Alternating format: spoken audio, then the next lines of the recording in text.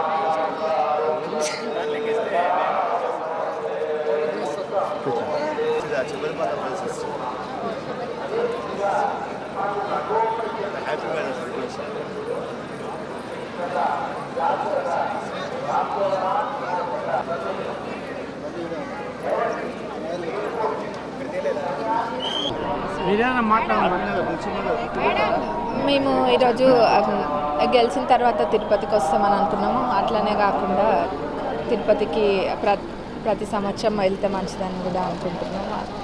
తిరుపతికి వచ్చి దర్శనం చేసుకోవడం జరిగింది. వైకుంఠ ద్వారము నుంచి కూడా వెళ్ళడం జరిగింది. మరి మా పాలకుర్తి ప్రజలందరి తరపున కూడా మొక్కుకున్నాం. మా కుటుంబానికి పాలకుర్తి ప్రజలందరినీ కూడా చల్లగా చూడాలని కోరుకున్నాం. మంచిగా ఉందండి. మేము అనుకున్న పనులన్నీ మేము మా నియోజకవర్గానికి చేయాల్సిన పనులన్నీ కూడా చేయాలి. అది ఆ దేవుడి అనుగ్రహం కూడా ఉండాలి.